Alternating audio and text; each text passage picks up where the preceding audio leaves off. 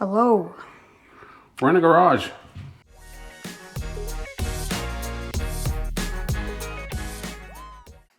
Welcome back to the channel, everybody, and today we're having a look at this thing, the LDRC 118th rear wheel. Oh, it's rear wheel drive. That's cool. So it's an actual drift car of sorts. So anyways, this was sent to me from Banggood. They reached out before the summer, asked if I wanted to review some stuff. I started out with a little Jabali monster truck, and now we're at this thing. This thing is way bigger. That Jabali was 1:43. Well, actually smaller than that if you look at the body. 1:18. Diecast, cool sports car. All right, let's get this thing out of the really neat little carry case. I like that. Stuff like that, especially considering this thing is with shipping just under $70, I think, which is pretty cheap. You get a nice carrying case. I like. I mean, we'll still have to see what's inside and how that works. Okay, it's been came from Banggood, so it's been a little banged up in shipping. All right, some foam, some instructions. Oh, it's installation for some parts. That's Mandarin. Don't read that. A remote control car user manual. Seems pretty standard. So you get the radio, charger, little screwdriver, and some mirrors. And what else? Some other little bits you have to put on yourself. And last but not least, you get, oh, it's really in there. Ooh, that's actually looking really good. Let's get out of the plastic. So this thing isn't licensed, as you can probably guess from Golf. So it's not Golf. It's definitely not a Porsche. Not at all. You know, it really looks like one, but it's not, because non-licensed. And it's actually pretty heavy. I mean, with a metal body, that's actually pretty thick. No wonder. So on-off button. Oh, yay. Battery goes in here. You have to unscrew that. Okay. Let's get little bits on and see what it looks like when it's done.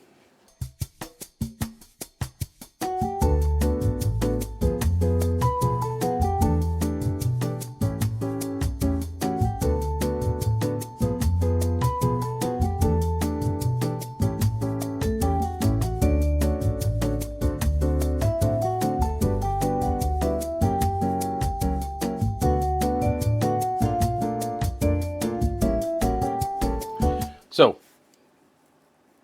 I'm guessing I kind of have to glue these in. These are in there pretty well. So are the door handles. The wing was already on, which I like. There are a few bits. I'm not quite sure where to go, but you know, overall it looks really good. Nice chrome wheels.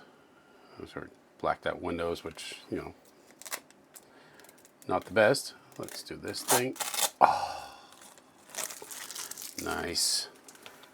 So, let's figure out the battery situation and check it out.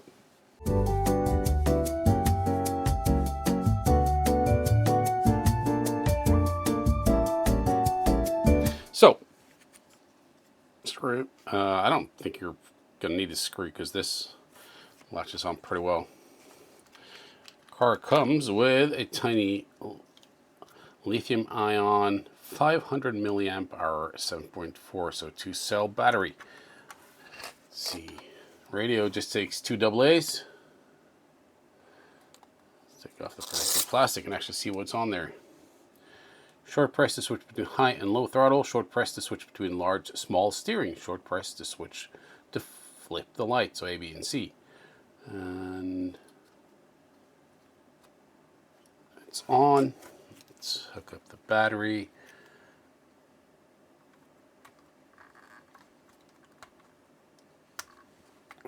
go. I haven't charged it, so it's not going to be full. Switched on. Oh, it's got a gyro. Pretty active one as well. All right, so let's... Where's the trim? Where is the trim?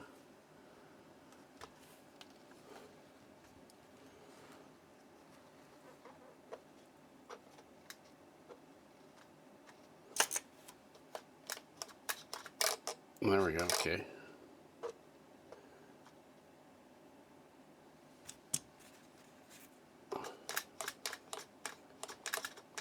It's like it's stuck on something.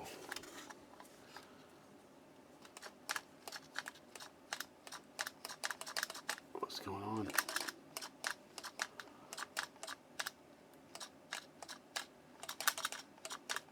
Okay, something's weird.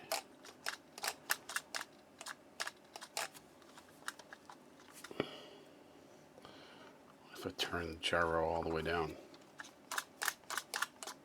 Oh, it's still stuck. I'm gonna have to try to figure that out.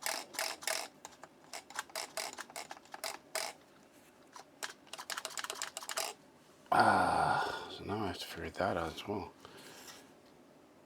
We're gonna... Yeah. There's something in there.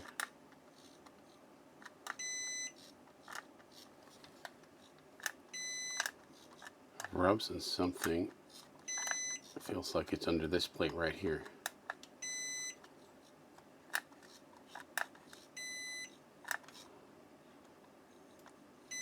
Yeah.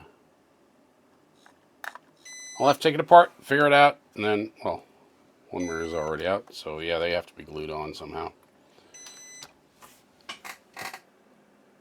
Let's figure this out, and then... A few moments later. So we're back. I didn't want to bore you with my little fix. The issue was that, you see these 4 screws right here? The steering was hitting those. Under here, you can't really see it, but the steering rods right here, they were hitting these screws and binding up. They were missing about, I'd say half a mil of clearance. So what I did, I took this whole thing apart. 2 screws, pretty easy. And the servo sits right here. I found a little washer, put it under the screw in the front, well, under the servo, and then screwed it in place. And now I have about 2.5 mil clearance, so no issues at all. And everything works. So the steering's not binding up anymore. Kind of a bummer that that was there, but you know, it was an easy fix. 4 screws, then 1 screw for the servo, and a little washer that I had. So, oh, whoop. Stay. C button turns on the lights. You have really nice bright lights in the front. Rear lights always on. And of course you have indicators, because everyone loves indicators when they're drifting, front and rear. Okay, so going forward, you have brake lights when you hit the brakes, and then you have reverse lights. I mean, that's pretty much a full light package. The only thing it doesn't have is the side markers, but I'm fine with that, because not a huge fan of turn signals. At least not just turn on. Okay, so the other buttons, A, high speed, slower speed. It feels plenty quick. And then, same with the steering. Decent angle, crazy angle. And you also have gyros turned off. And then you can turn the gyro on, and further up you get, the crazier it gets. So that's maximum, and that little servo is really quick. That's good. Okay, so we have crazy steering angle. Do we have high speed? Yep, high speed. All right, I want to check if I can do a donut right here. This surface is not slippery at all, but it has the hard plastic drift wheels. And since it's a rear-wheel drive car, it's an actual drift car. It's not a power slide car, so stop it. All right, so see if we can actually do the donut here. Oh, sorry. Oh, sorry. Oh, pardon me. It can do donuts in a really tight space. That's awesome. So, I mean, it's not made for just doing donuts, but I mean, donuts, yeah. So let's find somewhere to run this. I'm thinking it's got to be a smooth surface because it's not huge. So indoors on the floor or outdoors in our brand new garage, maybe it has pretty smooth concrete. Skate park, maybe. I'm gonna find somewhere to run it. So let's go.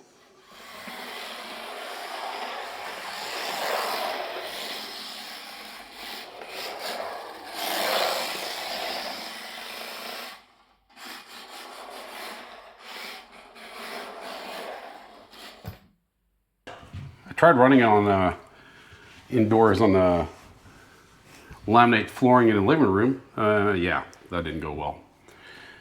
It's either too slick or I'm just a crap drifter.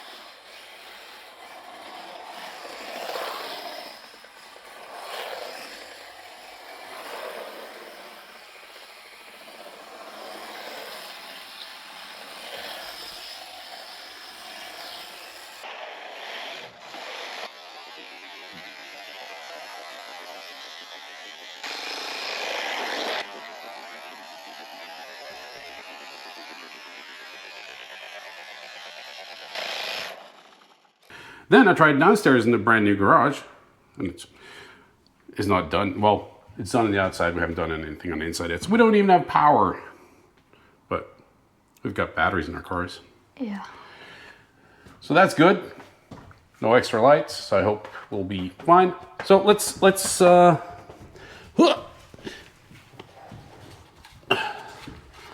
try this. Oh, floors are a bit too low for me. Oh. Let's try this really nice looking. Oh, gyro's going. Porsche. It's a Golf because it's not Golf. It's Golf, but it's got the colors, so it's cool. All right, let's try and run it on this little track I taped up.